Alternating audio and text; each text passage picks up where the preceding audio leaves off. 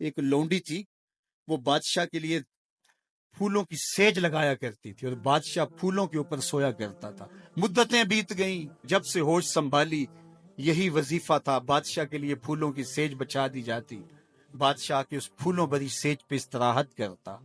بوڑھی ہو گئی، ایک دن پھولوں کی سیج سجائی کہ دل میں ایسے خیال آ گیا کہ میں سیج تو سجا کے چلی جاتی ہوں اور بادشاہ آ کے لیٹ جاتا ہے، میں بھی تو دیکھوں کہ پھولوں پہ سونے کا لطف کیا ہے۔ تو وہ اپنی کمر سیدھی کرنے کے لیے پھولوں کی سیج پہ لیٹ گئی، سارے دن کی تھکی ہوئی تھی، آنکھ لگ گئی۔ بادشاہ وقت پہ اپنے کمرے میں داخل ہوا تو اس نے دیکھا کہ ایک لونڈی اس کی سیج پہ سوئی ہوئی ہے، بڑا غصہ آیا۔ بادشاہوں کی غیرت ہوتی ہے، اس غیرت کی وجہ سے اس نے جلاد کو بلایا، اسے اٹھاؤ، الٹا لٹکاؤ اور اتنا مارو کہ اس کی جان نکل جائے، باقی لونڈیوں غلاموں کو پتہ چل جائے کہ بادشاہوں کی سیج کتنی مقدس ہوتی ہے۔ اس لونڈی کو وہاں سے دبوچا گیا، الٹا لٹکا دیا گیا اور جلاد کوڑے مارنے لگا۔ وہ روتی چیختی چلاتی، اچانک روتے روتے اس نے ہنسنا شروع کر دیا۔ جب وہ ہنسی نہ تو بادشاہ نے جلاد سے کہا رکو اور اسے پوچھو روتی کیوں تھی، اور اسے یہ پوچھو کہ ہنستی کیوں ہے۔ تو جلاد نے کہا کہ کیوں روتی تھی؟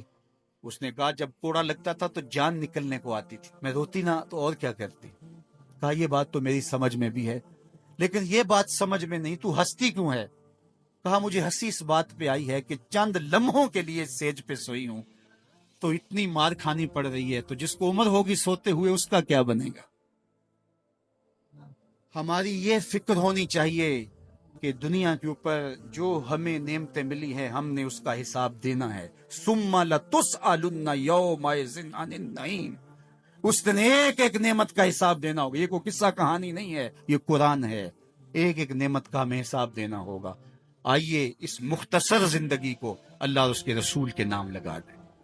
زندگی جو گزر گئی سو گزر گئی، آنے والا ایک ایک لمحہ یاد الہی میں بسر کرنے کا عزم کریں، ان کے ساتھ وابستہ ہو جائیں گے، رسول کریم کے دامن سے جڑ جائیں گے تو یہاں بھی خیر ہے، وہاں بھی خیر ہے، اور اگر ان کے دامن سے نہ جڑ پائے تو پھر سوائے رسوائی کے اور کچھ مقسوم اور کچھ مقدور نہیں ہے۔